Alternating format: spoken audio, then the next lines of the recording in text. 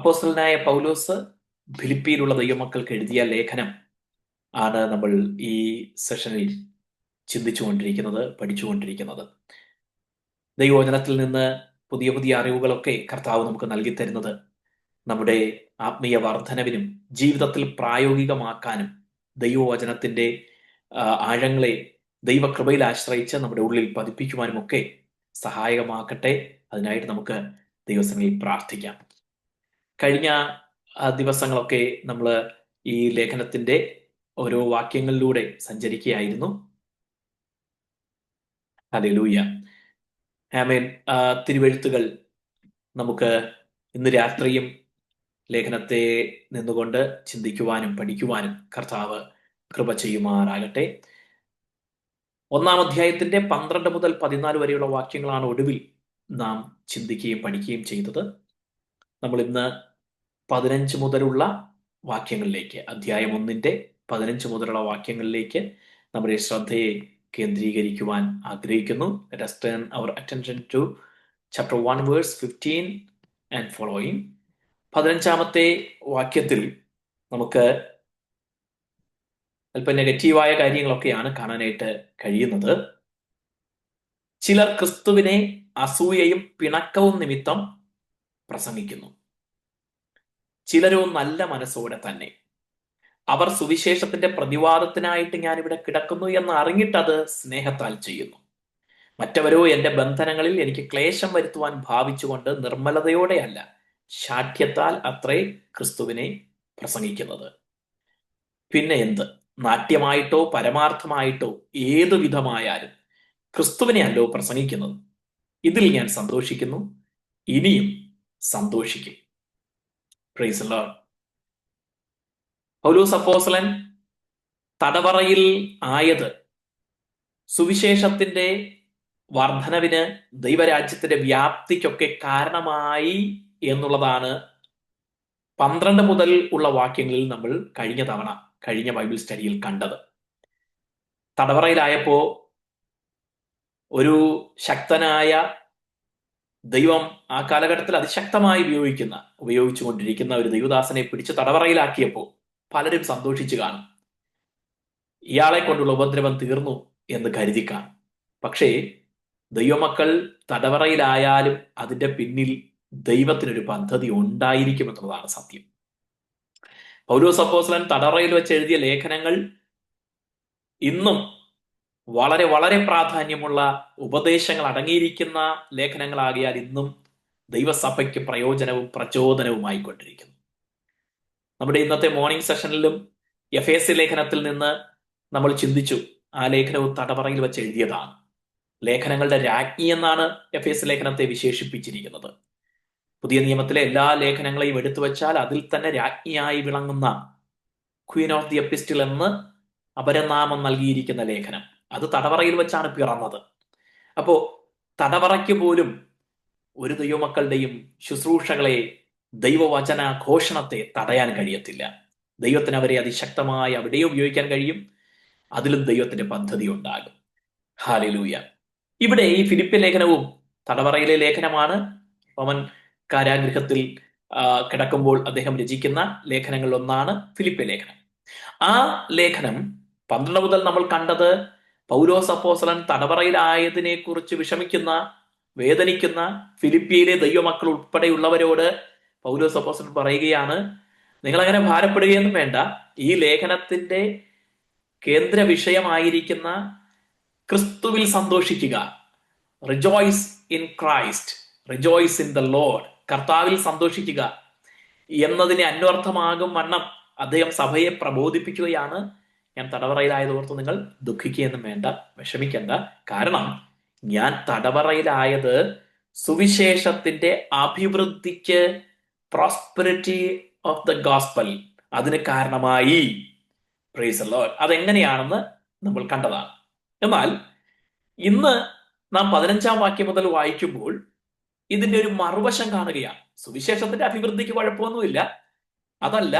പൗലോസ് അപ്പോസ്തലൻ തടവറയിലായ സമയത്ത് മറുവശത്ത് ചില കാര്യങ്ങൾ കൂടെ സംഭവിക്കുന്നുണ്ട്. അതിനെക്കുറിച്ച് അദ്ദേഹം പറയുകയാണ്. അതെങ്ങനെയാണ്? ചിലർ ക്രിസ്തുവിനെ അസൂയയും പിണക്കവും നിമിത്തം പ്രസംഗിക്കുന്നു. ക്രിസ്തുവിനെ പ്രസംഗിക്കുന്ന ഒരു വ്യക്തിയെ എന്താണ് അതിനായി മോട്ടിവേറ്റ് ചെയ്യുന്നത്? എന്താണ് അയാളെ അതിനായി ഡ്രൈവ് ചെയ്യുന്നത്? What drives you to preach Christ? What motivate you to preach Christ? ക്രിസ്തുവിനെ പ്രസംഗിക്കാൻ നമ്മുടെ ഉള്ളിൽ എന്താണ് നമുക്ക് ആവേശം നൽകുന്നത്? ഹല്ലേലൂയ. ഞാൻ യേശു കർത്താവിനെ കുറിച്ച് പറയുമ്പോൾ ഞാൻ എന്നെ തന്നെ മറന്ന്, ഒരു വിധത്തിൽ പറഞ്ഞാൽ സ്ഥലകാലം മറന്ന് ഞാൻ സംസാരിച്ചു പോകും. കാരണം ക്രിസ്തുവിനെ പോലെ ഒരുവനെ ലോക ചരിത്രത്തിൽ കാണാൻ കഴിയത്തില്ല. മാതൃകയാക്കാൻ കൊള്ളാവുന്ന, അനുഗമിക്കാൻ കൊള്ളാവുന്ന, ഒരു വ്യക്തികളുമായും താരതമ്യം ചെയ്യാൻ കഴിയാത്ത വിധം ശ്രേഷ്ഠത ഉള്ള, സ്വഭാവ ശ്രേഷ്ഠതയുള്ള ക്രിസ്തുവിനെ, മനുഷ്യൻ എന്നുള്ള നിലയിൽ ചിന്തിച്ചാൽ ക്രിസ്തുവിനെ പ്രസംഗിക്കാൻ എന്തിന് ലജ്ജിക്കണം? എന്തിന് മടിക്കണം? അതിന് അഭിമാനിക്കുകയും ആവേശം കൊള്ളുകയുമാണ് വേണ്ടത്. ഹല്ലേലൂയ.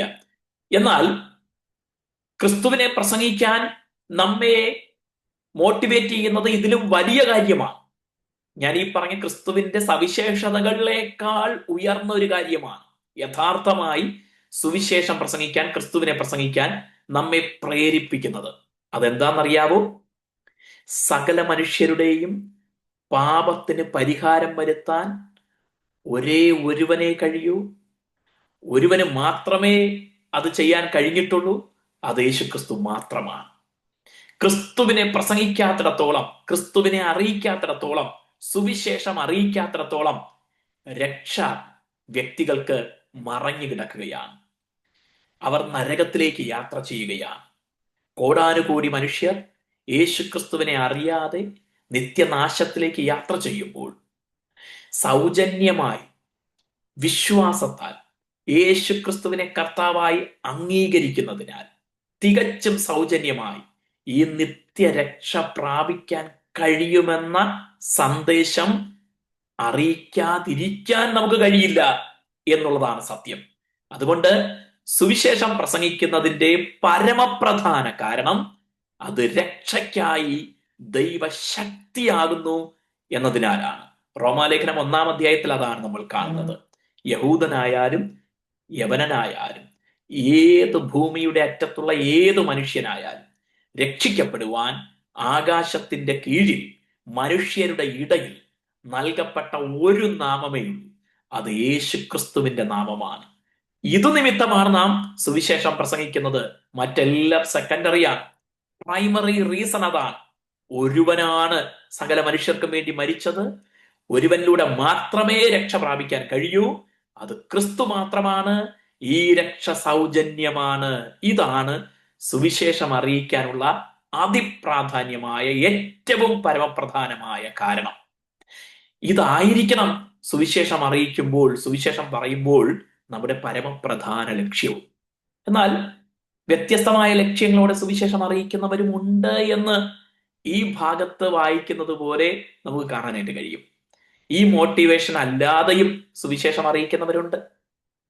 തങ്ങളുടെ സംഘടനയിൽ ആളെ കൂട്ടാൻ, തങ്ങളുടെ വരുമാനം വർദ്ധിപ്പിക്കുവാൻ, തങ്ങളുടെ ആൾബലം കൂട്ടുവാൻ, മാസ് കൺവേർഷൻ ഒക്കെ പലയിടത്തും നടക്കുന്നത് യഥാർത്ഥമായ സുവിശേഷീകരണ താല്പര്യത്തോടെയല്ല. സുവിശേഷം പ്രസംഗിക്കുമ്പോൾ ആയിരങ്ങൾ മാനസാന്തരപ്പെടില്ല എന്നല്ല ഞാൻ പറയുന്നത്. പക്ഷേ ചരിത്രത്തിൽ ചില കാലഘട്ടങ്ങളിൽ പാർശ്വവൽക്കരിക്കപ്പെട്ടവർ അല്ലെങ്കിൽ സമൂഹത്തിലെ ചില വിഭാഗങ്ങൾ കൂട്ടമായി ക്രിസ്ത്യാനികളായി തീർന്നത് ഈ യഥാർത്ഥമായ സുവിശേഷം യഥാർത്ഥ ലക്ഷ്യത്തോടെ പ്രസംഗിച്ചത് കൊണ്ടല്ല. അതുകൊണ്ട് ഗുണം ഉണ്ടായിട്ടുണ്ടോ ദോഷം ഉണ്ടായിട്ടുണ്ടോ എന്നൊക്കെ ചോദിച്ചാൽ അത് വളരെ ഡീറ്റെയിൽ ആയി പഠിച്ച് വിമർശന രൂപേണയൊക്കെ പഠിക്കേണ്ട ഒരു മേഖലയാണ്. അവിടേക്കൊന്നും കടക്കാനല്ല ഞാൻ ഉദ്ദേശിക്കുന്നത്. പലയിടത്തും ശരിയായ ലക്ഷ്യത്തോടെ അല്ലാതെ സുവിശേഷം പ്രസംഗിക്കപ്പെട്ടിട്ടുണ്ട്. യാഥാർത്ഥ്യമാണ്. നിർബന്ധിതമായി മതപരിവർത്തനമൊക്കെ നടത്തിയിട്ടുണ്ട്, സത്യമാണ്. പക്ഷെ അങ്ങനല്ല സുവിശേഷം അറിയിക്കേണ്ടത്, അങ്ങനല്ല ചെയ്യേണ്ടത്. പൗലോസ് അപ്പോസ്തലൻ ഇവിടെ ഇങ്ങനെ വ്യത്യസ്തമായ ലക്ഷ്യത്തോടെ സുവിശേഷം അറിയിക്കുന്ന കാര്യത്തെക്കുറിച്ച് പറയുകയാണ്. അതെന്താ? ചിലർ ക്രിസ്തുവിനെ അസൂയയും പിണക്കവും നിമിത്തം പ്രസംഗിക്കുന്നു. അസൂയയും പിണക്കവും. ഒരുപക്ഷെ ഞാൻ ഇതുവരെ മറ്റു പല കാരണങ്ങളും പറഞ്ഞതിനോട് ചേർന്ന് നിൽക്കുന്നു എന്ന് തോന്നാത്ത രണ്ട് കാരണങ്ങളാണ് പൗലോസ് അപ്പോസ്തലൻ ഇവിടെ പറയുന്നത്.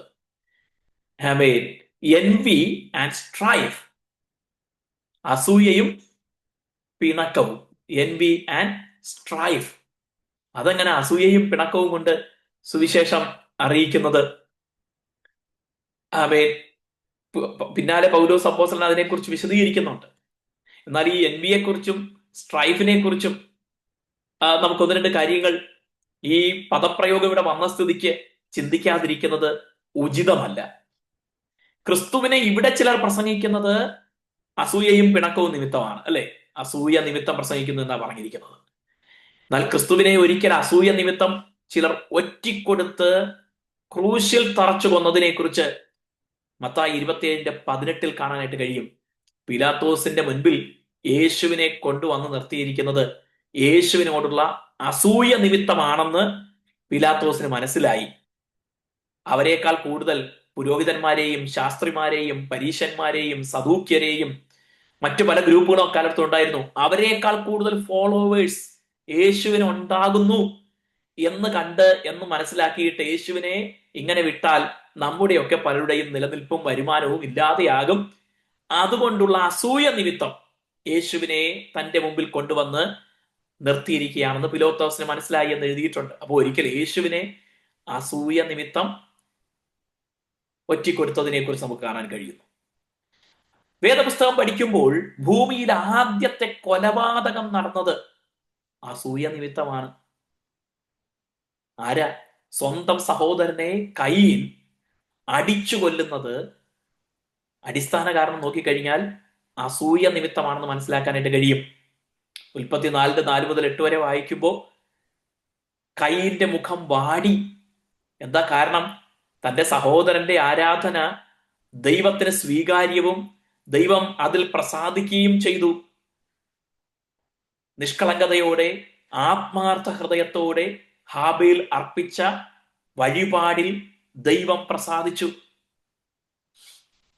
ഹാബേലിന്റെ യാഗത്തിൽ ദൈവം പ്രസാദിച്ചതിന്റെ കാരണം എന്ത് എന്ന് പല അഭിപ്രായങ്ങൾ പറയുന്നത് ഞാൻ കേട്ടിട്ടുണ്ട്. അതിനെല്ലാം പ്രാധാന്യവുമുണ്ട്. അതിലേറ്റവും പ്രചാരം നേടിയിട്ടുള്ള അല്ലെങ്കിൽ മോസ്റ്റ് പോപ്പുലർ ആയിട്ടുള്ള ആശയം എന്ന് പറയുന്നത് ഹാബേല് ആട്ടിൻകൂട്ടത്തിൽ നിന്ന് അവയുടെ മേധസ്സിൽ നിന്ന് തന്നെ കൊണ്ടുവന്ന് യാഗമർപ്പിച്ചു എന്ന് എഴുതിയിട്ടുണ്ട്.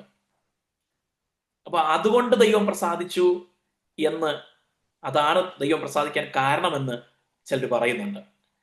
കയീനാകട്ടെ നിലത്തിലെ കൃഷിഫലത്തിൽ നിന്ന്, കയീൻ കൃഷിക്കാരനായിരുന്നു, ഹാബേൽ ആട്ടിടയനായിരുന്നു.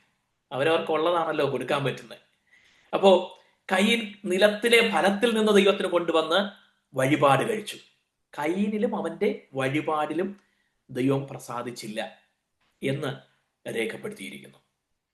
അപ്പോ ഹാബേലിന്റെ യാഗത്തിൽ ദൈവം പ്രസാദിക്കാൻ കാരണമായി ചില വ്യാഖ്യാതാക്കൾ ചൂണ്ടിക്കാണിക്കുന്നത് ഹാബേൽ ദൈവം മുന്നമേ നൽകിയിരുന്ന ആ നിർദ്ദേശത്തിനനുസരിച്ച് അല്ലെങ്കിൽ കൽപ്പനയ്ക്കനുസരിച്ച് ഒരു രക്തം ചിന്തിയ യാഗം അർപ്പിച്ചത് കൊണ്ടാണ് ദൈവം പ്രസാദിച്ചത്.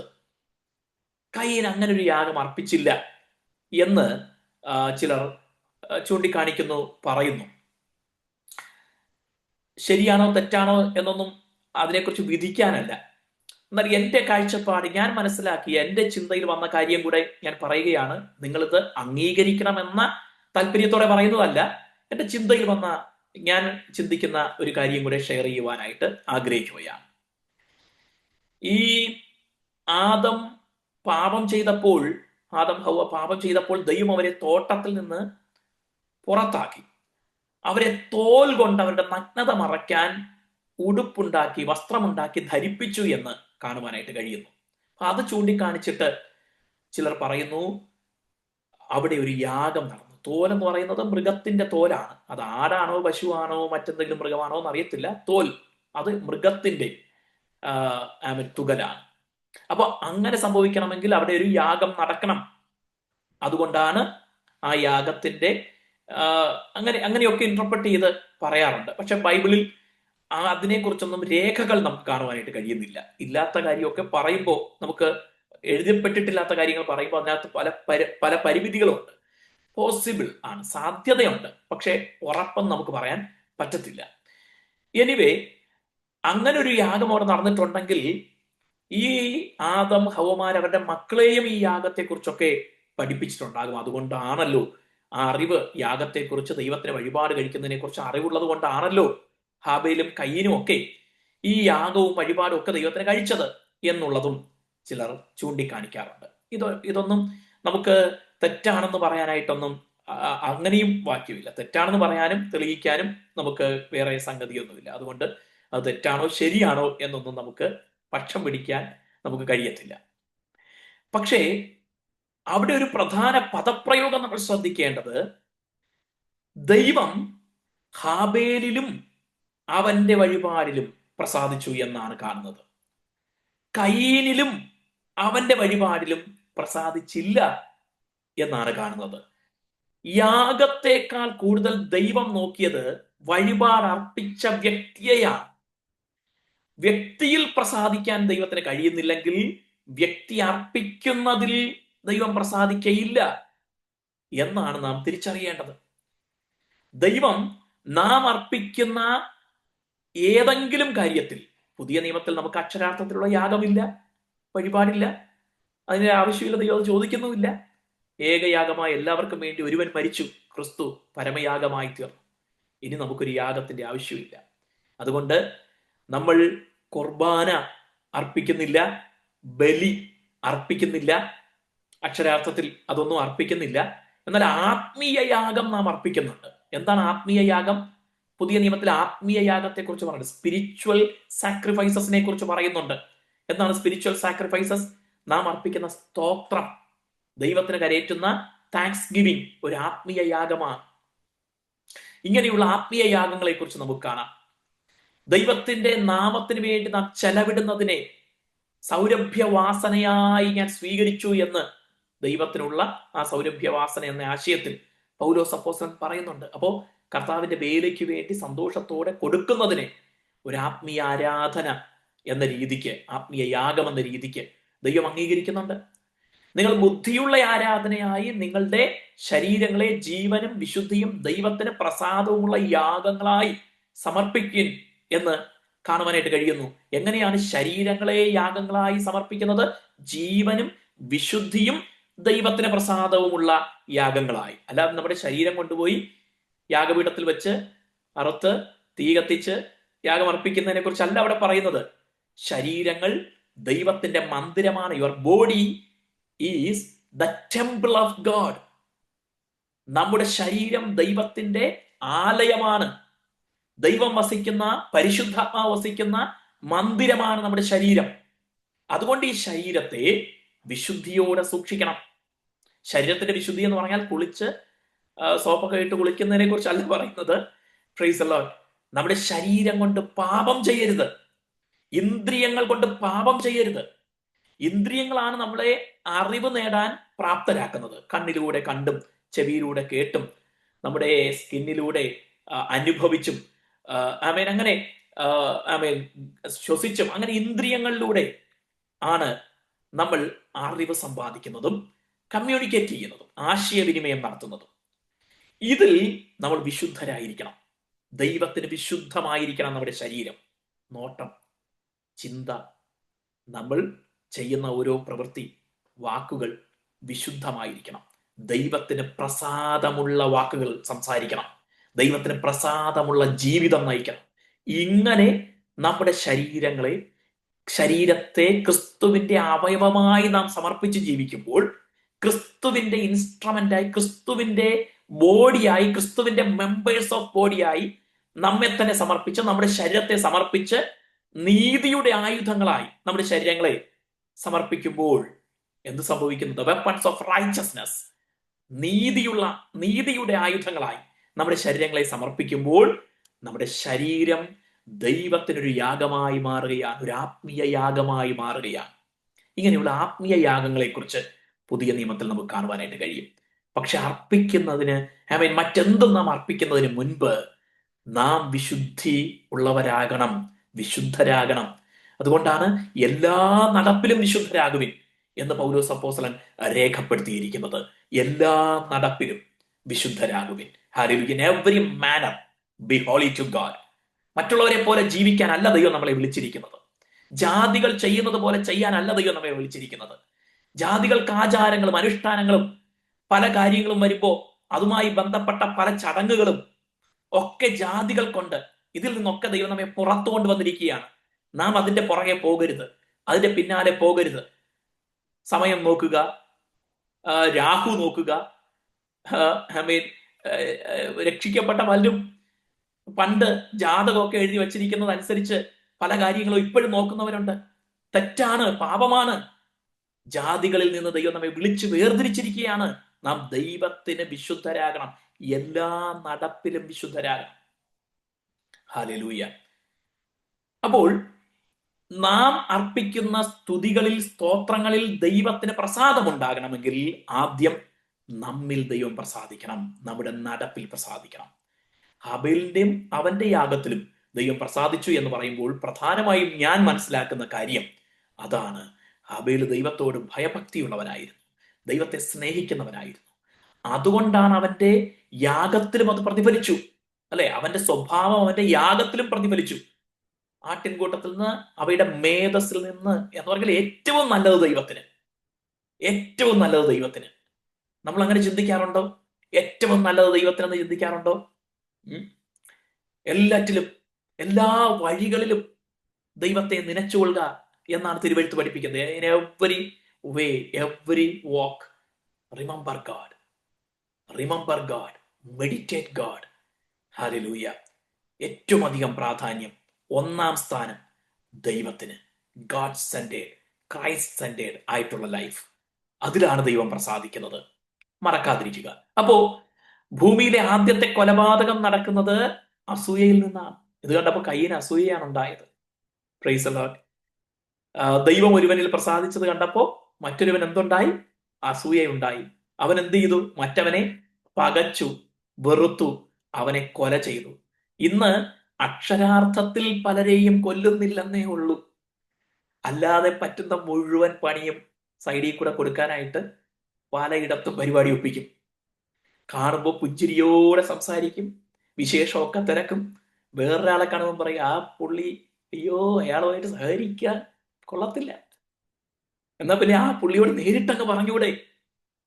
കേൾക്കുമ്പോ അയാൾ നന്നാകുന്നെങ്കിൽ നല്ലതാകുമല്ലോ. ഒരു വ്യക്തിയോട് വിഷമം ഉണ്ടെങ്കിൽ ആ വ്യക്തിയോടാണ് സംസാരിച്ച് അത് ക്രമീകരിക്കേണ്ടത്. അപ്പോ സഹോദരനെ വെറുക്കുന്നവൻ കൊലപാതകം ചെയ്യുന്നു എന്നാണ് പുതിയ നിയമത്തിൽ കർത്താവായ യേശുക്രിസ്തു നമ്മെ പഠിപ്പിച്ചിരിക്കുന്നത്.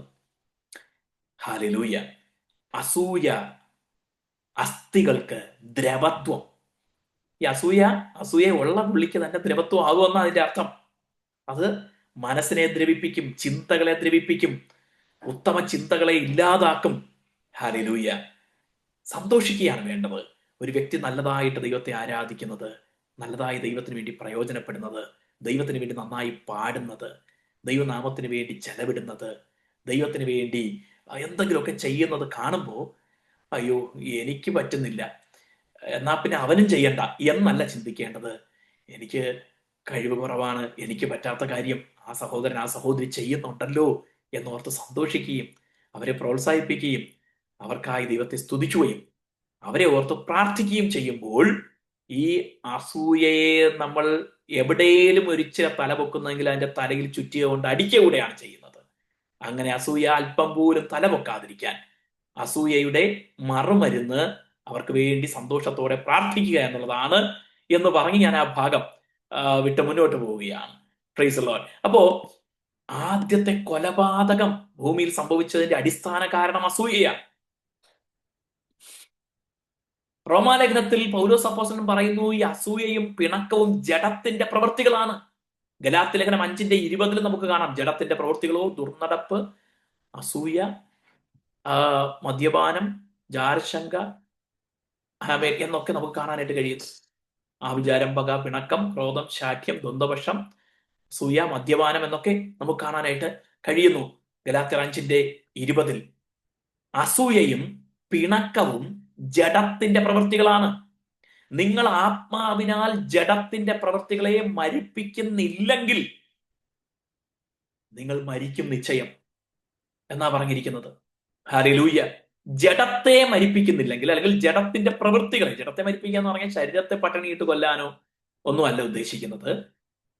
ഉപവാസമായിട്ട് അതിന് ബന്ധമൊന്നുമില്ല. ഉപവസിച്ചത് കൊണ്ട് ജഡത്തിന്റെ സ്വഭാവം പട്ടിണി കിടന്നതുകൊണ്ട് മാറത്തൊന്നുമില്ല. അതും നമ്മൾ അറിഞ്ഞിരിക്കണം. എനിക്ക് തെറ്റായ ചിന്തകളൊക്കെ വരുന്നു, അതുകൊണ്ട് ഞാൻ 5 ദിവസം ഉപവസിക്കാമെന്ന് പറഞ്ഞാൽ പ്രാർത്ഥിക്കാൻ വേണ്ടി, അതിനെയൊക്കെ ജയിക്കാനായിട്ട് പ്രാർത്ഥിക്കാൻ 5 ദിവസം ഉപവസിച്ച് ദൈവസ്ഥലിൽ ചെലവഴിക്കാൻ, കർത്താവെ എനിക്ക് ഇങ്ങനെയുള്ള ചിന്തകളൊക്കെ ഉണ്ടോ ഒന്ന് മാറ്റിത്തരണമേ എന്ന് പറഞ്ഞ് പ്രാർത്ഥനയിൽ കൃപയ്ക്കായി പ്രാർത്ഥിക്കാൻ ഓക്കെ. അതല്ലാതെ ഞാൻ ആഹാരം കഴിക്കാതിരുന്ന ഇങ്ങനെയുള്ള ചിന്തകളൊക്കെ നീങ്ങിപ്പോകുന്ന ആരെങ്കിലും ധരിക്കുന്നെങ്കിൽ തെറ്റാണ്. അതും ഉപവാസമായിട്ട് ബന്ധമൊന്നുമില്ല. ഉപവാസം ഉദ്ദേശിച്ചത് പട്ടിണി കിടക്കുന്നതുമായിട്ട് ബന്ധമൊന്നുമില്ല. ശരീരത്തെ ക്ഷയിപ്പിച്ചതുകൊണ്ട് ദുർമോഹങ്ങളൊന്നും മാറിപ്പോകത്തില്ല. അത് കൃപയാൽ ജഡത്തിന്റെ പ്രവൃത്തികളെ, ആത്മാവിനെ, പരിശുദ്ധാത്മാവിനെ അനുസരിക്കുന്നതിനാൽ ജഡത്തിന്റെ പ്രവൃത്തികളെ മരിപ്പിക്കണം. ഹല്ലേലൂയ. രണ്ടിലൊന്ന് വാഴും. ഒന്നുകിൽ ജഡസ്വഭാവം വാഴും, അല്ലെങ്കിൽ ആത്മസ്വഭാവം വാഴും. ഏത് വാഴണമെന്ന് നാം തീരുമാനിക്കണം. എന്നിട്ട് അതിന് പ്രാധാന്യം കൊടുക്കണം, അതിനെ ഫീഡ് ചെയ്യണം. ഞാൻ എപ്പോഴും പറയാറുണ്ട്, ന്യൂട്രീഷൻ ഇല്ലാതെ ഇത് രണ്ടും വളരത്തില്ല. നമ്മൾ പോഷിപ്പിക്കാതെ ഇത് രണ്ടും വളരത്തില്ല. ജഡത്തെ പോഷിപ്പിച്ചാൽ അത് വളരും. ജഡത്തെ പോഷിപ്പിക്കുന്ന എങ്ങനെ? ജഡത്തെ പോഷിപ്പിക്കാൻ ഒത്തിരി സംഭവങ്ങൾ നമ്മുടെ ചുറ്റുപാടുണ്ട്. വെറുതെ കയ്യിലിരിക്കുന്ന ഒരു മൊബൈൽ എടുത്തിട്ട് ആവശ്യമില്ലാത്ത ഷോർട്സും അതും ഇതൊക്കെ കണ്ടു കഴിഞ്ഞാൽ ജഡം പോഷിപ്പിക്കപ്പെട്ടുകൊണ്ടിരിക്കും. റാമ്പിൽ ഒരാൾ നടന്നു വരുന്നു, വേറൊരാൾ അതുവഴി വേറൊരു രീതിയിൽ പോകുന്നു, അത് ചെയ്യുന്നു, ഇത് ചെയ്യുന്നു. വേറൊരാള് മോഡേൺ ഇലക്ട്രിക് സിഗരറ്റ് വലിച്ചു കാണിക്കുന്നു. അതൊക്കെ കണ്ട് ഇത് അടിപൊളിയാണല്ലോ എന്ന് ചിന്തിക്കുമ്പോൾ ആരാ പോഷിപ്പിക്കപ്പെടുന്നത്? Flush is നരിഷ്ഡ്. അങ്ങനെ ജഡത്തെ പോഷിപ്പിക്കാൻ ഒരുപാട് കാര്യങ്ങളുണ്ട്. ആവശ്യമില്ലാത്ത സംസാരത്തിന് ചെവി കൊടുത്താൽ ജഡം പോഷിപ്പിക്കപ്പെടും. ഇക്കിളിപ്പെടുത്തുന്ന സംസാരങ്ങൾ കേൾക്കുമ്പോൾ ഒരു സുഖമൊക്കെ തോന്നും, കുളിർമയൊക്കെ തോന്നും, രോമാഞ്ചമൊക്കെ, ഗൂസ് ബംസ് ഒക്കെ ഉണ്ടാകും. പക്ഷെ പോഷിപ്പിക്കപ്പെടുന്നത് ആരാ? ജഡമാണ് പോഷിപ്പിക്കപ്പെടുന്നത്. അതുകൊണ്ട് പാപികളുടെ വഴിയിൽ ഇരിക്കരുത്, പരിഹാസികളുടെ ഇരിപ്പിടത്തിൽ ഇരിക്കരുത്, പാപികളുടെ വഴിയിൽ നിൽക്കരുത്, ദുഷ്ടന്മാരുടെ ആലോചന പ്രകാരം നടക്കരുത്. 1-ാം സങ്കീർത്തനം 1-ാം വാക്യം പറയുന്നത് ജീവിതത്തിൽ അങ്ങ് ഏറ്റെടുത്ത് പാലിക്കണം. അനാവശ്യ സംസാരങ്ങൾ ആരെങ്കിലും തുടങ്ങിയാൽ ഒന്നുകിൽ ആ സ്ഥലം കാലിയാക്കുക, അല്ലെങ്കിൽ ഇഗ്നോർ ചെയ്യുമ്പോൾ മറ്റേ പുള്ളിക്ക് മനസ്സിലാവും ഈ പുള്ളിയോട് പറഞ്ഞ പുള്ളിക്ക് ഇതിലൊന്നും അല്ല താല്പര്യം. മനസ്സിലാവുന്നുണ്ടോ? ജഡത്തെ പോഷിപ്പിക്കാൻ അനാവശ്യ സംസാരങ്ങൾ ഉള്ളിടത്ത് സമയം ചെലവിടരുത്. ആത്മീയരുമായി ദൈവമക്കൾ കൂട്ടുകൂടണം, ആത്മീയരുമായി സമയം ചെലവിടണം, കർത്താവിനെ ഉയർത്തുന്നവരുമായി സമയം ചെലവിടണം. ഈ കൂട്ടായ്മ മാത്രമല്ല ഞാൻ പറയുന്നത്, സൂമിലും സഭായോഗത്തിനും കൂടി വരുന്നത് മാത്രമല്ല ഞാൻ പറയുന്നത്. ദൈവമക്കൾ തമ്മിൽ എപ്പോഴും നല്ല കാര്യങ്ങൾ സംസാരിക്കുന്നവരാകണം, ഉത്തമ കാര്യങ്ങൾ സംസാരിക്കുന്നവരാകണം, ശരിയായ കാര്യങ്ങൾ സംസാരിക്കുന്നവരാകണം. ഈർഷ്യയുടെയും പിണക്കത്തിന്റെയും അടിസ്ഥാനത്തിലുള്ള കാര്യങ്ങളല്ല നമുക്ക് കേൾക്കേണ്ടത്. ഞാൻ ഒരു കാര്യം പറയാം, ലോകത്തിൽ ഒരു മനുഷ്യനും പെർഫെക്റ്റ് അല്ല. നിങ്ങൾ പെർഫെക്റ്റ് അല്ല, നിങ്ങളുടെ ഭാര്യ പെർഫെക്റ്റ് അല്ല, ഭർത്താവ് പെർഫെക്റ്റ് അല്ല, അപ്പനും അമ്മയും ആരും പെർഫെക്റ്റ് അല്ല, പാസ്റ്ററും പെർഫെക്റ്റ് അല്ല. യേശു കർത്താവ് മാത്രമാണ് പൂർണ്ണൻ. നമ്മൾ കർത്താവിനെ പോലെ ആകാനുള്ള യാത്രയിലാണ്. അതുകൊണ്ട് കുറ്റം പറയാനാണെങ്കിൽ എല്ലാവരെ കുറിച്ചും കുറ്റം പറയാം. ഒരാളുടെ പുറകെ കുറച്ചു നേരം നടന്നു കഴിഞ്ഞാൽ ഒരുപാട് കുറ്റങ്ങൾ ഈസി ആയിട്ട് കണ്ടുപിടിക്കാം. അവസാനം നോക്കുന്നത് പോലും കുറ്റമായി തോന്നും. അങ്ങനെ ഒരു മെന്റാലിറ്റി നമുക്കുണ്ടെങ്കിൽ ആ പുള്ളി നടക്കുന്നത് പോലും ശരിയല്ല എന്ന് പറയാൻ നമ്മുടെ മൈൻഡ് അങ്ങനെയാണെങ്കിൽ നമുക്ക് പറയാം. കുറ്റം കണ്ടുപിടിക്കാൻ ഒരുപാട് എളുപ്പമാണ്. പക്ഷെ കർത്താവ് നമ്മെ വിളിച്ചത് അതിനല്ല. ജഡത്തെ പോഷിപ്പിക്കരുത്. Do not nourish your flesh, nourish your spirit. നിങ്ങൾക്ക് അകത്തൊരു മനുഷ്യനുണ്ട്. അകത്തെ മനുഷ്യൻ ശക്തിയോടെ ബലപ്പെടണം, ശക്തിയോടെ ബലപ്പെടണം. ഹല്ലേലൂയ. എങ്ങനാ സ്പിരിറ്റിനെ പോഷിപ്പിക്കുന്നത്? The primary thing, listen the word of God, read the word of God, meditate the word of God. ദൈവവചനം കേൾക്ക്, അത് ആസ്വദിക്ക്. ചിലർക്ക് പ്രസംഗമൊക്കെ കേൾക്കുമ്പോൾ എന്താണെന്നറിയാവോ വിഷമം തോന്നുന്നു. ഇതിലൊന്നും വലിയ ഇൻട്രസ്റ്റ് കാണുന്നില്ല. കാരണം ആത്മാവ് മരവിച്ച് കിടക്കയാ, ആത്മീയ താല്പര്യം പോയി കിടക്കയാ. അതുകൊണ്ട് ദൈവവചനത്തോടൊന്നും പലപ്പോഴും കേൾക്കുമ്പോഴും ഒന്നും താല്പര്യം ഉണ്ടാകത്തില്ല. ദൈവവചനം ആത്മാവിനെ ശക്തിപ്പെടുത്തുന്നതാണ്, പോഷിപ്പിക്കുന്നതാണ്. ആത്മാവിൽ ആരാധിക്കണം, ആത്മനിറവിൽ ആരാധിക്കണം. നമ്മുടെ ആത്മാവിനെ പോഷിപ്പിക്കാനുള്ള കാര്യങ്ങളെക്കുറിച്ച് ഞാൻ പറയുന്നത്. ആത്മീയരുമായി സമ്പർക്കം പുലർത്തണം, കൂട്ടായ്മ ആചരിക്കണം. അതാ ആത്മീയരുമായി സമയം ചെലവിടണം.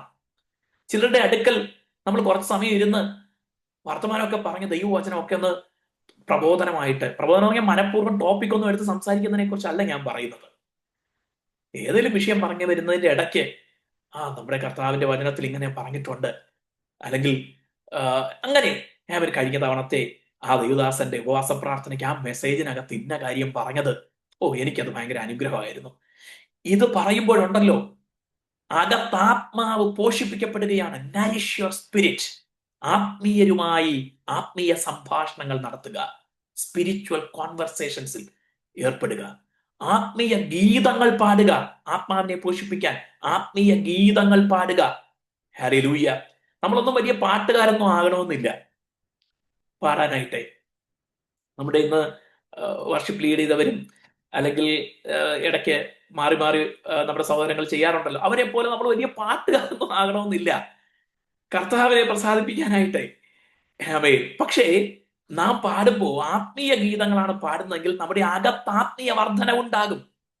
ഹല്ലേലൂയ. എത്ര മനോഹരമായ പാട്ടുകളാണ് നമ്മുടെ ഭക്ത ശിരോമണികളായ ദൈവഭക്തന്മാർ എഴുതി വച്ചിട്ടുള്ളത്. പ്രത്യാശയുണർത്തുന്ന, അനുഭവങ്ങളിൽ ചാലിച്ചെഴുതിയ അനുഗ്രഹീത ഗീതങ്ങൾ നമുക്കുള്ളപ്പോ നമ്മൾ അതൊക്കെ ഒന്ന് പാടുമ്പോൾ ആത്മീയ വർധനവുണ്ടാകുകയാണ്. ആത്മീയ ഗീതങ്ങളാൽ തമ്മിൽ സംസാരിക്കാനാ പൗലോസ് അപ്പോസ്തലൻ എഫേസ്യർക്ക് ലേഖനം എഴുതുമ്പോൾ പറയുന്നത്. സ്പീക്ക് ഈച്ച് അതർ വിത്ത് സ്പിരിച്വൽ സോങ്സ്. അതങ്ങനെ ആത്മീയ ഗീതങ്ങളാൽ തമ്മിൽ സംസാരിക്കുന്നത് പാട്ടുകൾക്കകത്ത് ഒരു മെസ്സേജ് കൈമാറുന്നുണ്ട്, ആശയം കൈമാറുന്നുണ്ട്. ഹല്ലേലൂയ. നമ്മെ ഏറ്റവും അധികം സ്വാധീനിക്കുന്ന സാഹിത്യ രൂപങ്ങളിൽ ഒന്നാണ് ഗാനം, ഗീതങ്ങൾ. ഹല്ലേലൂയ. ആത്മീയ ഗീതങ്ങളിലൂടെ ആത്മീയ വർധന. ഞാൻ ആത്മാവിനെ പോഷിപ്പിക്കാനുള്ള കാര്യങ്ങളെ കുറിച്ച് പറയുന്നത്. ഏതിനെ പോഷിപ്പിക്കുമോ അത് വാഴും. It will reign. If you nourish your spirit will reign. If you nourish your flesh will reign. ഹല്ലേലൂയ. ജഡത്തെ പോഷിപ്പിച്ചാൽ ജഡം വാഴും. ജഡമാണ് വലിയ പ്രശ്നമാണ്. ഓക്കെ, ഞാൻ തിരിച്ചു വരട്ടെ. അപ്പോൾ ഈ ഈർഷ്യയും പിണക്കവും ഒക്കെ ജഡത്തിന്റെ പ്രവൃത്തികളാണ്. ഹല്ലേലൂയ. ദൈവമക്കൾ ഇതിനെല്ലാം അതിജീവിക്കണം. റോമർക്ക് ലേഖനം എഴുതുമ്പോൾ അപ്പോസ്തലനായ പൗലോസ് പറയുകയാണ്, വി ഷുഡ് ഓവർകം ദീസ്. ഇതിനെല്ലാം നാം അതിജീവിക്കണം. ഏതാ? ജഡത്തെ, അസൂയയെ, പിണക്കത്തെ, ഇതിനെല്ലാം അതിജീവിക്കണം. നോക്കൂ, ഇനി ഞാൻ വിഷയത്തിലേക്ക് മടങ്ങി വരികയാണ്. 15-ാമത്തെ വാക്യം. ഇതുവരെയും വിഷയത്തിനകത്ത് തന്നെ ആയിരുന്നു. അടുത്ത വിഷയത്തിലേക്ക് കടക്കുകയാണ്. 15-ാമത്തെ വാക്യം, ചിലരോ നല്ല മനസ്സോടെ തന്നെ. നോക്കൂ, അസൂയയും പിണക്കവും നിമിത്തം ചിലർ പ്രസംഗിക്കുന്നു. അവരെ മാതൃകയാക്കാനും പറഞ്ഞിട്ടില്ല. നല്ല മനസ്സോടെ പ്രസംഗിക്കുന്നവരുണ്ട്. അവരെ കണ്ടു പഠിക്കുക. പ്രാർത്ഥിക്കാത്തവരെ കണ്ട് നീയും പ്രാർത്ഥിക്കാത്തവനായി മാറരുത്. പാട്ടുപാടി ദൈവത്തെ സ്തുതിക്കാത്തവനെ കണ്ട് നീയും വാ തുറക്കാതിരുന്ന് ശാപം വാങ്ങിച്ചു വയ്ക്കരുത്. അവരല്ല മാതൃക. ഹല്ലേലൂയ. അപ്പോ നല്ല മനസ്സോടെ ചിലർ ചെയ്യുന്നു. ഇവിടെ ഉപയോഗിച്ചിരിക്കുന്ന ഗ്രീക്ക് വാക്ക് നല്ല മനസ്സോടെ, ഗുഡ് വിൽ എന്നുള്ളതിന്റെ ഗ്രീക്ക് വാക്ക് യൂഡോക്കിയ എന്നാണ്. യൂഡോക്കിയ എന്ന് പറഞ്ഞാൽ വിത്ത് പ്ലഷർ, സന്തോഷത്തോടെ ചെയ്യുന്നു, ആനന്ദത്തോടെ ചെയ്യുന്നു. ഏതാ? സുവിശേഷം പ്രസംഗിക്കുന്നത് ആസ്വദിച്ച് ചെയ്യുന്നു. ഹല്ലേലൂയ. സന്തോഷത്തോടെ ആസ്വദിച്ച് സുവിശേഷം പ്രസംഗിക്കുന്നു എന്നാണ് അതുകൊണ്ട് അർത്ഥമാക്കുന്നത്. നല്ല മനസ്സോടെ ചെയ്യുന്നു. അപ്പൊ സുവിശേഷം എങ്ങനെ അറിയിക്കേണ്ടത്? നല്ല മനസ്സോടെ കർത്താവിനെ അറിയിക്കുക. ഗുഡ് ഇന്റൻഷൻ, നല്ല മനസ്സ്, നല്ല ആഗ്രഹം, നല്ല താല്പര്യം. എന്താണ് നല്ല മനസ്സ്? യേശുവിന്റെ നാമം ഉയർത്തപ്പെടണം. എല്ലാവരും യേശുവിനെ അറിയണം. ക്രിസ്തുവിനായി ജീവിതങ്ങൾ സമർപ്പിക്കപ്പെടണം. ദൈവരാജ്യത്തിന് വേണ്ടി ആത്മാക്കൾ ആദായപ്പെടണം. ഇതാണ് സുവിശേഷം പ്രസംഗിക്കുമ്പോൾ ഉണ്ടായിരിക്കേണ്ട നല്ല ചിന്ത, നല്ല മനസ്സ്, നല്ല ആഗ്രഹം. ഈ ആഗ്രഹത്തോടെ വേണം സുവിശേഷം പ്രസംഗിക്കുവാനായിട്ട്. ഹല്ലേലൂയ. അടുത്ത ഭാഗത്തേക്ക് നമുക്ക് കടക്കാം. 16-ാമത്തെ വാക്യം. ഇവിടെ മലയാളവും ഇംഗ്ലീഷ് പരിഭാഷകൾ വാക്യങ്ങൾ മാറി അങ്ങോട്ടും ഇങ്ങോട്ടും തിരിഞ്ഞു കിടപ്പുണ്ട്. ഞാൻ ചില പുസ്തകങ്ങൾ പരിശോധിച്ചപ്പോൾ മലയാളത്തിലെ ഓർഡർ ആണ് കുറച്ചുകൂടെ നല്ലത് എന്നുള്ളതാണ്. ഈ ഭാഗത്ത് മാത്രം കേട്ടോ, എല്ലാം എന്നല്ല, ഈ ഭാഗത്ത് ആ ഓർഡർ മലയാളത്തിൽ എഴുതിയിരിക്കുന്ന 16-ാമത്തെ വാക്യം ഇംഗ്ലീഷിൽ 17-ാമത്തെ വാക്യമായും മലയാളത്തിലെ 17-ാമത്തെ വാക്യം ഇംഗ്ലീഷിൽ 16-ാമത്തെ വാക്യമായിട്ടുമാണ് കിടക്കുന്നത്. എന്നാൽ മലയാളത്തിലുള്ള ഓർഡറാണ് കുറച്ചുകൂടെ അഭികാമ്യം, നല്ലത്, ആ ഒരു സ്ട്രക്ചർ അനുസരിച്ച് വരുന്നത് എന്നുള്ളതാണ് ചില പുസ്തകങ്ങൾ റെഫർ ചെയ്തപ്പോൾ കാണാനായിട്ട് കഴിഞ്ഞത്. ഹല്ലേലൂയ. ആമേൻ. ഇവിടെ 16-ാമത്തെ വാക്യത്തിൽ പൗലോസ് അപ്പോസ്തലൻ പറയുന്നു, ആരാ? നല്ല മനസ്സോടെ സുവിശേഷം പ്രസംഗിക്കുന്നവർ. എന്തുകൊണ്ടാണ് അവർ ചെയ്യുന്നത്? നല്ല മനസ്സോടെ സുവിശേഷം പ്രസംഗിക്കുന്നതിന്റെ ഒരു കാരണം അവിടെ പറഞ്ഞിരിക്കുന്നു. അവർ സുവിശേഷത്തിന്റെ പ്രതിവാദത്തിനായിട്ട് ഞാൻ ഇവിടെ കിടക്കുന്നു. എവിടെ കിടക്കുന്നു? ജയിലിൽ കിടക്കുന്നു, തടവറയിൽ കിടക്കുന്നു. പൗലോസ് അപ്പോസ്തലൻ തടവറയിൽ കിടക്കുന്നതിന്റെ കാരണം സുവിശേഷത്തിന്റെ പ്രതിവാദത്തിനായിട്ടാണ് എന്ന് അറിഞ്ഞിട്ട് നല്ല മനസ്സോടെ അവർ സുവിശേഷം അറിയിക്കുകയാണ്. ഹല്ലേലൂയ. Praise the Lord. ആമേൻ. സ്തോത്രം. I am set for the defence of the gospel എന്നാണ് കാണുവാനായിട്ട് കഴിയുന്നത്. പ്രതിവാദം എന്നുള്ളത് ഡിഫൻസ് ഓഫ് ദ ഗോസ്പൽ. സുവിശേഷത്തെ നമ്മൾ ഡിഫൻഡ് ചെയ്യണം എന്നുള്ളത് കാണുവാനായിട്ട് കഴിയുന്നു. വളച്ചൊടിക്കുന്നവന്റെ മുന്നിൽ ഡിഫൻഡ് ചെയ്യണം, തെറ്റായി പഠിപ്പിക്കുന്നവരുടെ മുന്നിൽ ഡിഫൻഡ് ചെയ്യണം, കുറ്റം പറയുന്നവരുടെ മുന്നിൽ ഡിഫൻഡ് ചെയ്യണം. സുവിശേഷത്തിന്റെ ശ്രേഷ്ഠതയെ നാം ഉയർത്തിക്കാട്ടണം. Hallelujah. We have a responsibility to defend the gospel not with weapons but with spiritual weapons. ഹല്ലേലൂയ. ആമേൻ. അക്ഷരാർത്ഥത്തിലുള്ള ആയുധങ്ങളല്ല, അക്ഷരാർത്ഥത്തിലുള്ള ആയുധങ്ങൾ കൊണ്ട് മതങ്ങൾ പടുത്തുയർത്തുന്നവരുണ്ട്. സുവിശേഷം അങ്ങനെയല്ല. ആമേൻ. പിന്നെയോ ആത്മീയമായ ആയുധങ്ങളാൽ ആത്മീയ പോരാട്ടത്തിൽ, ആമേൻ, അതുപോലെ ആമേൻ, അപ്പോളജറ്റിക്സിലൂടെ ഒക്കെ ആണ് സുവിശേഷത്തെ ഡിഫൻഡ് ചെയ്യേണ്ടത്. ഇവിടെ ഉപയോഗിച്ചിരിക്കുന്ന പദം defence are soldiers for their country.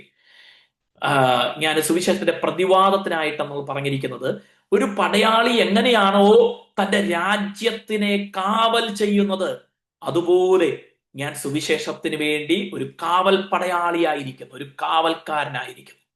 V are the soldiers of the gospel to defend it. നമ്മൾ ആരാണെന്ന് തിരിച്ചറിയണം. പൗലോസ് അപ്പോസ്തലൻ പറയുക, ഞാൻ സുവിശേഷത്തിന്റെ പടയാളിയാണ്, ദൈവരാജ്യത്തിന്റെ പടയാളിയാണ്. ഹല്ലേലൂയ. രാജ്യത്തെ ഡിഫെൻഡ് ചെയ്യാൻ ഒരു സോൾജിയർ എന്നതുപോലെ സുവിശേഷത്തിന് വേണ്ടി ഞാൻ ഒരു സോൾജിയർ ആയിരിക്കുകയാണ്. Praise the Lord. Amen.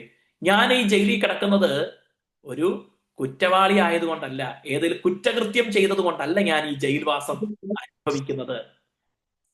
Price the Lord. നമുക്ക് സുവിശേഷത്തെ ഡിഫെൻഡ് ചെയ്യുവാൻ ഒരു റെസ്പോൺസിബിലിറ്റി ആമേൻ കർത്താവ് തന്നിട്ടുണ്ട്. 16-ാമത്തെ വാക്യത്തിൽ ആമേൻ ഒരു കാര്യം കൂടെ പറയുന്നുണ്ട്, നല്ല മനസ്സോടെ എന്ന് 15-ാമത്തെ വാക്യത്തിൽ പറഞ്ഞിട്ട് 16-ാമത്തെ വാക്യത്തിൽ വീണ്ടും പറയുകയാണ്, അത് സ്നേഹത്താൽ ചെയ്യുന്നു. സ്നേഹത്താൽ, അത് ഓഫ് ലവ്, സ്നേഹത്താൽ ചെയ്യുന്നു. Price the Lord. അപ്പോ സ്നേഹത്താൽ സുവിശേഷം അറിയിക്കുന്നവരുമുണ്ട്, പിണക്കത്താലും ഈർഷ്യയാലും സുവിശേഷം അറിയിക്കുന്നവരുമുണ്ട് എന്ന് പൗലോസ് അപ്പോസ്തലൻ ആമേൻ ചൂണ്ടിക്കാണിക്കുകയാണ്. ഹല്ലേലൂയ. ആമേൻ. those who love Christ will love his people and ministers. എങ്ങനെയാ സ്നേഹത്തോടെ ശുശ്രൂഷ ചെയ്യാൻ പറ്റുന്നത്? ശുശ്രൂഷ ചെയ്യുമ്പോൾ അത് സ്നേഹത്തോടെ ചെയ്യണം. ആരെന്ത് ശുശ്രൂഷ ചെയ്താലും അത് ആത്മഭാരത്തോടെയും സ്നേഹത്തോടെയും ചെയ്യണം. ഹല്ലേലൂയ. ഞാൻ പറയാറുണ്ട്, ദൈവസഭയിൽ ദൈവരാജ്യത്തിന് വേണ്ടി ചെയ്യുന്ന ഓരോ ശുശ്രൂഷയും സ്നേഹത്തോടെയും ആത്മഭാരത്തോടെയും ചെയ്യണം. അല്ലെങ്കിൽ നമുക്കത് ഭാരമായി മാറും. മനസ്സിലാകുന്നുണ്ടോ? നമുക്കത് ബേർഡനായിട്ട് മാറാതിരിക്കാൻ എങ്ങനെ ചെയ്യണം? വിത്ത് ലവ് ആൻഡ് വിത്ത് ആമേൻ burden to the kingdom of God. ദൈവരാജ്യത്തോടുള്ള ഭാരം കൊണ്ട് അത് ചെയ്യണം. അല്ലെങ്കിൽ അത് നമുക്ക് ഭാരമായി മാറും. കുറെ നാൾ കഴിയുമ്പോൾ എന്നെ കൊണ്ട് ഇതൊന്നും പറ്റത്തില്ല, വേറെ ആരെങ്കിലും ഏൽപ്പിക്കണം, എന്നെ ഈ പണിക്ക് കിട്ടത്തില്ല എന്നൊക്കെ പറഞ്ഞു പോകുന്നതിന്റെ കാര്യം എന്താ? അതവർക്ക് ഭാരമായി മാറണം. എന്താ കാരണം? സ്നേഹത്തോടെ ചെയ്യാത്തത് കൊണ്ടാണ്. ഹല്ലേലൂയ. എന്നാൽ ചിലര് നന്നായിട്ട് സ്നേഹത്തോടെയൊക്കെ ചെയ്തിട്ടും ചില മുറിപ്പെടുത്തുന്ന വാക്കുകൾ, ചില പ്രോത്സാഹനമില്ലായ്മ പോട്ടെ, നിരുത്സാഹപ്പെടുത്തുന്നത്, കുറ്റം പറയുന്നത്. ഞാൻ കഷ്ടപ്പെട്ട ആ പായും ചെയറും ഒക്കെ അവിടെ ഇട്ടു, അത് ഇട്ടത് ശരിയായില്ല എന്ന് പറയാൻ പറ്റിയ പുള്ളി വന്നേക്കുക എന്ന് കേൾക്കും. ഞാൻ ഒരു ഉദാഹരണം പറഞ്ഞതാ, അങ്ങനെ ആരും പറയത്തില്ല, തമാശയായിട്ട് നമുക്ക് റിലേറ്റ് ചെയ്യാൻ, പെട്ടെന്ന് മനസ്സിലാക്കാൻ വേണ്ടി പറഞ്ഞതാ. ഹാമേൻ. അപ്പോ അങ്ങനെയൊക്കെ പിന്നോട്ട് പോകുന്നവരുണ്ട്. അങ്ങനെ പോകരുത്, അങ്ങനെ പോകരുത്. നാം ചെയ്യുന്നത് ദൈവനാമത്തിനായാണ്, യേശു ക്രിസ്തുവിനായിട്ടാണ്, ദൈവരാജ്യത്തിന് വേണ്ടിയാണ്. ഹല്ലേലൂയ. സന്തോഷത്തോടെ ചെയ്യണം, സന്തോഷത്തോടെ സ്നേഹത്തോടെ ചെയ്യണം. Price the Lord. നിങ്ങൾ ചെയ്യുന്ന ഏത് കാര്യവും ക്രിസ്തുവിനായി എന്ന പോലെ ചെയ്യണം. ഹല്ലേലൂയ. ഏത് ഉത്തരവാദിത്വവും ദൈവസഭയിൽ എല്ലാവരും ഉത്തരവാദിത്വം വഹിക്കുന്നവരാകണം. അത് ചെറുതെന്നോ വലുതെന്നോ ഇല്ല. ഓരോ അവയവങ്ങളുടെയും ധർമ്മം വ്യത്യസ്തമാണ്. മൂക്ക് ചെയ്യുന്ന കാര്യം കണ്ണിന് ചെയ്യാൻ പറ്റത്തില്ല, കണ്ണ് ചെയ്യുന്ന കാര്യം മൂക്കിനും ചെയ്യാൻ പറ്റത്തില്ല. അതുകൊണ്ട് കണ്ണ് മാത്രം മതി, മൂക്ക് വേണ്ട എന്ന് ചിന്തിക്കരുത്. മൂക്ക് ഒരു ദിവസം ഞാൻ ഇന്നങ്ങ് പണിമുടക്കുകയാണ് എന്ന് പറയരുത്. Price the Lord. നമ്മളെല്ലാം ക്രിസ്തുവിന്റെ ശരീരത്തിന്റെ അവയവങ്ങളാണ്. ഹല്ലേലൂയ. അതുകൊണ്ട് ഓരോ അവയവത്തിനും ഡ്യൂട്ടി വ്യത്യാസമാണ്, റെസ്പോൺസിബിലിറ്റി വ്യത്യാസമാണ്. ഓരോരുത്തർക്കും ചെയ്യാൻ പറ്റുന്ന കാര്യങ്ങൾക്ക് വ്യത്യസ്തതയുണ്ട്. എല്ലാം പ്രാധാന്യമുണ്ട്, എല്ലാറ്റിനും പ്രാധാന്യമുണ്ട്. കർത്താവ് നോക്കുന്നത് കണ്ണ് ചെയ്ത കാര്യം ചെവി ചെയ്തോ എന്നല്ല കർത്താവ് നോക്കാൻ പോകുന്നത്. മനസ്സിലാകുന്നുണ്ടോ? കർത്താവ് നോക്കാൻ പോകുന്നത് ചെവി ചെയ്യേണ്ട കാര്യം ചെവി ചെയ്തോ, അതോ കണ്ണിനോടുള്ള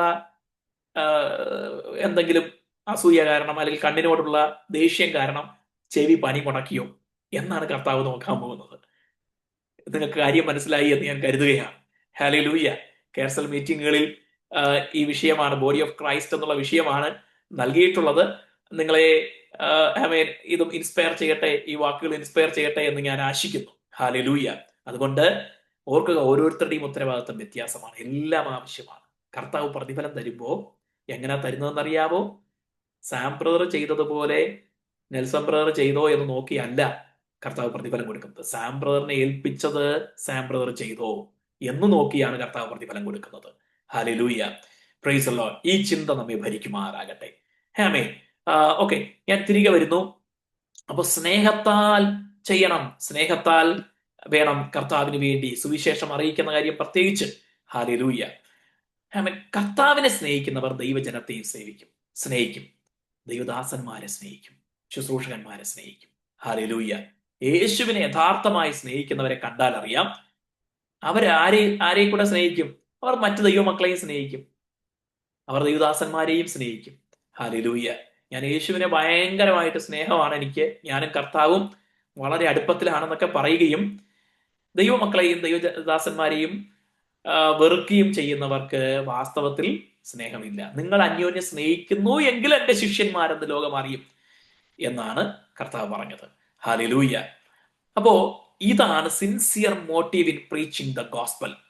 സ്നേഹത്തോടെ ചെയ്യുക എന്നുള്ളത് കൊണ്ട് ഉദ്ദേശിക്കുന്നത് എന്താ?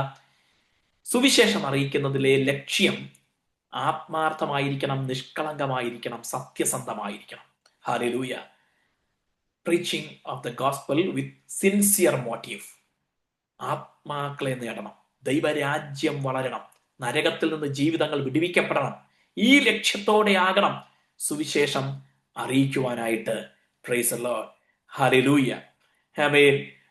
അടുത്ത ഭാഗം കൂടെ ഞാൻ വേഗത്തിൽ പറഞ്ഞ് എൻ്റെ വാക്കിൽ നിർത്താം. 18-ാമത്തെ വാക്യത്തിലേക്ക് കൂടെ നമുക്ക് ആമേൻ കടന്നു വരാം. 17-ാമത്തെ വാക്യം ഞാൻ പറഞ്ഞതുപോലെ 17-ാമത്തെ വാക്യം മലയാളത്തിലെ 17-ാമത്തെ വാക്യം, ഇംഗ്ലീഷിൽ 16-ാമത്തെ വാക്യമായിട്ടാണ് നമുക്ക് കാണാനായിട്ട് കഴിയുന്നത്. Praise the Lord. ആമേൻ. അതിങ്ങനെ കാണുന്നത്, മറ്റവരോ അല്ലെങ്കിൽ നേരത്തെ പറഞ്ഞ അസൂയയും ദേഷ്യവും നിമിത്തം പിണക്കവും നിമിത്തം പ്രസംഗിക്കുന്നവരോ എന്റെ ബന്ധനങ്ങളിൽ എനിക്ക് ക്ലേശം വരുത്തുവാൻ ഭാവിച്ചുകൊണ്ട് നിർമ്മലതയോടെയല്ല ശാഠ്യത്താൽ അത്രേ ക്രിസ്തുവിനെ പ്രസംഗിക്കുന്നത്. അവരുടെ മോട്ടീവ് റോങ് ആണ്. വിത്ത് wrong motive they preach the gospel. What is their motive? For self glory. തങ്ങളുടെ മഹത്വം മാത്രമേ അവർ നോക്കുന്നുള്ളൂ, തങ്ങളുടെ നേട്ടത്തെക്കുറിച്ച് മാത്രമേ അവർക്ക് ലക്ഷ്യമുള്ളൂ. Praise the Lord. ഹല്ലേലൂയ. ആമേൻ. Preaching of gospel should be with love of immortal soul and with the love of Christ who gave his life. ഞാൻ നേരത്തെ പറഞ്ഞതുപോലെ ആമേൻ, ഒരിക്കലും നശിക്കാത്ത ആത്മാക്കളെ നേടുക എന്നുള്ള ആ സ്നേഹത്തോടെയും ക്രിസ്തുവിനോടുള്ള ആ ജീവൻ തന്ന ക്രിസ്തുവിനോടുള്ള സ്നേഹത്തോടെയുമായിരിക്കണം സുവിശേഷം അറിയിക്കേണ്ടത്. Praise the Lord. 17-ാമത്തെ വാക്യത്തിൽ പൗലോസ് അപ്പോസ്തലൻ ഒരു കാര്യം കൂടെ പറയുന്നല്ലോ, supposing to add affliction to my bonds, എന്റെ ബന്ധനത്തോട് അധികം കഷ്ടത വരുത്താൻ ഉദ്ദേശിച്ചുകൊണ്ടാണ് ചിലർ സുവിശേഷം അറിയിക്കുന്നത്. അതെങ്ങനെയാ? ഇറ്റ് ക്യാൻ ബി ഫിസിക്കൽ, രണ്ട് രീതിയിലാകാം. ഫിസിക്കൽ ആകാം എന്ന് പറഞ്ഞാൽ to bring severe punishment on Paul in prison. Paulose അപ്പോസ്തലൻ ഓൾറെഡി ജയിലറയിൽ കിടക്കുകയാണല്ലോ. ഈ പുള്ളി അതിനകത്ത് പുറത്തു വരണ്ട, അതിനുവേണ്ടി നമുക്ക് ഇതിലൂടെ സുവിശേഷം അറിയിക്കുന്നതിലൂടെ ഒരു പണി കൊടുക്കാം എന്ന ചിന്തയോടെ ആകാം. അതായിരിക്കാം ചിലരുടെ ഉദ്ദേശം, ചിലർ ലക്ഷ്യമാക്കുന്നത് അങ്ങനെയാകാം. എന്നാൽ മറ്റൊരു സാധ്യതയുള്ളത്, it can be emotional thinking Paul can interfere in which happens outside the prison. ഞങ്ങൾ ഇവിടെ എന്ത് കാണിച്ചാലും പൗലോസ് ജയിലിൽ കിടക്കയല്ലേ, പുള്ളിക്ക് ഇതിനകത്ത് ഇടപെടാനോ ഇതിനെന്തെങ്കിലും മാറ്റം വരുത്താനോ ഒന്നും കഴിയില്ല എന്നുള്ള ചിന്ത പൗലോസ് അപ്പോസ്തലനെ മാനസികമായി വിഷമിപ്പിക്കും. ഓൾറെഡി ശരീരം കൊണ്ട് ബന്ധനസ്ഥനാണ്, മനസ്സും കൂടെ വിഷമിക്കണം എന്ന ചിന്തയോടെ ആകാം. ഈ രണ്ട് സാധ്യതകളാണ് പൗലോസ് അപ്പോസ്തലന്റെ ബന്ധനങ്ങളോട് ഇനി കഷ്ടം കുറച്ചുകൂടെ കൂട്ടണമെന്ന ലക്ഷ്യത്തോടെ കപടമായി നാട്യമായി സുവിശേഷം പ്രസംഗിക്കുന്നവരുടെ ലക്ഷ്യം. ഓക്കെ, ഞാൻ ഇന്ന് എൻ്റെ വാക്കുകൾ ഉപസംഹരിക്കുവാനായിട്ട് ആഗ്രഹിക്കുകയാണ്. ചില പ്രായോഗിക ഉപദേശങ്ങളും ചിന്തകളും കൂടെ ഞാൻ ഇന്നത്തെ വിഷയവുമായി ബന്ധപ്പെട്ട് ദൈവമക്കളോട് പങ്കുവയ്ക്കുവാനിടയായി. നാം നമ്മുടെ അകത്തെ മനുഷ്യനെ പോഷിപ്പിക്കുന്നവരാകണം. ഹല്ലേലൂയ. ജഡത്തെ പോഷിപ്പിക്കരുത്. ഞാൻ ആഹാരം കഴിക്കുന്നതിനെ കുറിച്ചോ ഒന്നുമല്ല പറയുന്നത്. നിങ്ങൾ ഹെൽത്തി ഹാബിറ്റ്സ് ഉണ്ടെങ്കിൽ നിങ്ങളുടെ ആരോഗ്യത്തിന് നല്ലതാണ്. ഡയറ്റ് ഒക്കെ നോക്കിയാൽ നിങ്ങളുടെ ആരോഗ്യത്തിന് നല്ലതാണ്. അതല്ല ജഡം എന്നതുകൊണ്ട് ഉദ്ദേശിക്കുന്നത്.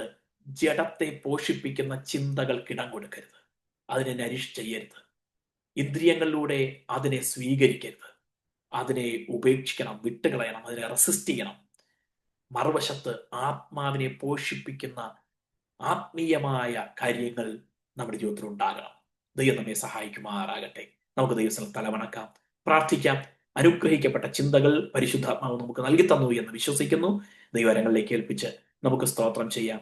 നമ്മൾ ഒരുമിച്ച് സ്തോത്രം ചെയ്യുമ്പോൾ UAE-യിൽ നിന്ന് ജോയിൻ ചെയ്തിട്ടുള്ള സ്റ്റെല്ലസ് ബ്രദർ ഒരു വാക്ക് ചുരുക്കമായി പ്രാർത്ഥിക്കാനായിട്ട് അപേക്ഷിക്കുന്നു.